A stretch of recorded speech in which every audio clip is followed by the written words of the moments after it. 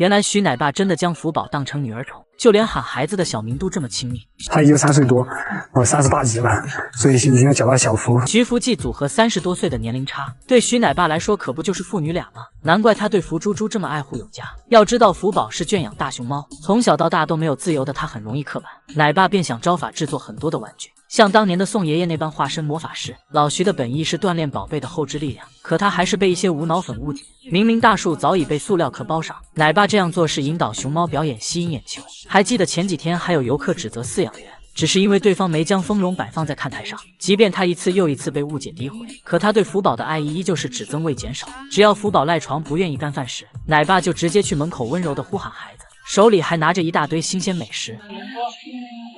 当徐奶爸在外场为孩子摆放窝窝头时，福宝只能独自在内舍乖乖等待。他担心宝贝闺女无聊，看到对方翘首以盼的小眼神后，直接一路小跑冲回内舍给小家伙开门。只能说徐奶爸真的是将福宝爱到了心坎里。而且住在神树坪的福宝，明明依旧有每天都吃不完的各种美食，奶爸还会亲自上山给闺女砍竹子。那么长的大竹子是他一个人从山上扛下来的。回来的路上还不忘回复福宝的粉丝。能一直打开，他自己已经打开了。好了。一向聪明的福宝也感受到奶爸的爱意，这份安全感也养成他活泼开朗的性格。第一天出外场没出现任何的应激，这小家伙反而是个妥妥的社牛，不是疯狂宠粉表演各种拿手绝活，就是和隔壁邻居草和隔着墙也要通信。本以为女明星很久没出外场会不适应，哪曾想她的睡姿都是4仰8叉，足以证明此时的福猪猪有多么幸福。都知道福宝是远近闻名的下班困难户，宝贝在韩国时还要被2位爷爷抱着上下班，可他在徐奶爸面前却很乖巧，对方只是拿出一根竹笋诱惑，这小妞就头也不回的立马回内舍找奶爸。即便福猪猪还在外场营业的时候，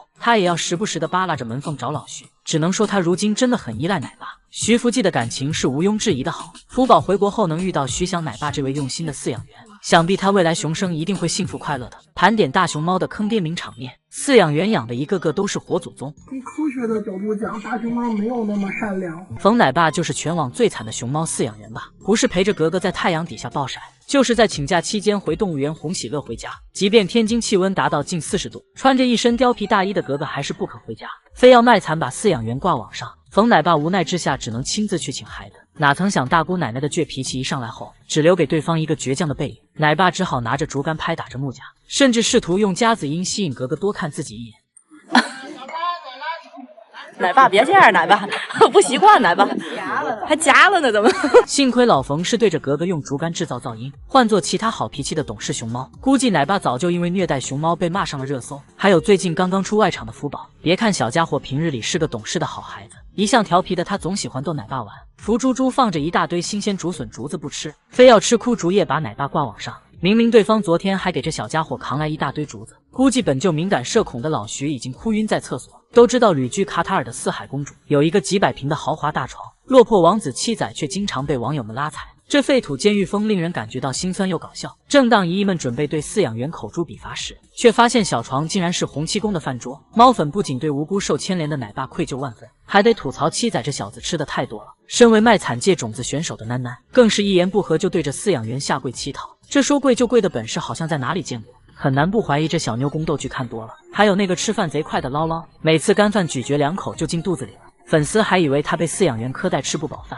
吓得奶妈整天给孩子录像。要知道如今最会撒娇的熊就是咸咸仔，可小家伙整天黏着饲养员，只是为了完善他的整蛊奶爸计划。基地下大雨时，小伙伴们一溜烟回内舍，只有咸咸仔非要赖在树上淋雨。估计奶爸内心 OS 你就欺负我吧活爹。而熊猫界卖惨最失败的当属萌二，宝贝上一秒还故作一副可怜巴巴的样子吃草，哪曾想游客早就看穿他的小把戏。此话一出，二小子彻底演不下去了。你别演了。谁能想到熊猫这么会演戏，估计个个都能入围奥斯卡影帝。海龟大熊猫回国后能有多幸福？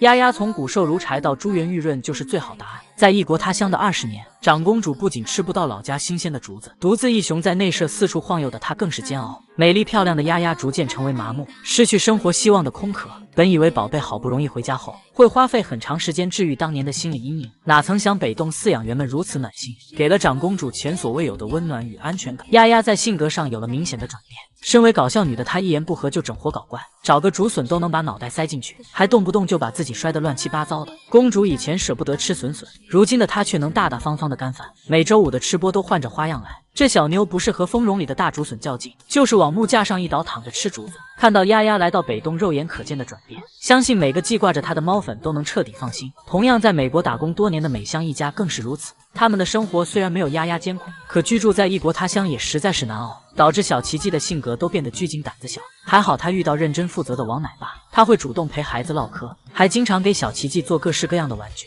时时刻刻都要守护在对方的身边。一向沉默寡言的小奇迹也开朗起来，如今还成为神树坪的拆家小能手，整个基地的树都快被这小子给薅秃了。仔仔的父母虽然没有对外展出，可生活在养老区的他们也过上神仙日子。不知道美香和天天是不是吃多了老家的嫩猪，夫妻俩竟然实现了颜值逆生长，不仅毛发锃亮有光泽，还越活越年轻了。还有上半年刚刚回国的福宝，小家伙旅居韩国期间就受尽万千宠爱，到家后更是被饲养员捧在手心。徐奶爸会为了福宝的安全对游客按摩服务从来没落下过，甚至还亲自上山给小家伙砍竹子。生意和意义姐妹俩也是幸福的很，一个成为基地的社交达人，平日里不是疯狂整活就是偷窥邻居；另一个因为老家四川的伙食太好，这小妞整天忙着干饭，直接胖了8公斤。而身为法国贵公子的圆梦，这小子的变化更是让人忍俊不禁。回国后偶像包袱荡然无存，整天在草地上滚来滚去，疯玩个不停，早就已经成为黑黢黢的棕熊了。这小子还在饲养员的照顾下恃宠而骄，只要懒得上班就直接不来，奶爸们都被傲娇倔脾气的圆梦急得团团转。不得不说，国内饲养员是真心爱护大熊猫，只希望即将启程打工的青宝和宝莉能幸福快乐。直到看见荷叶阻止花花玩滑梯，才明白花叶姐弟的感情有多深。今天花花叶子终于结束半个多月的休假，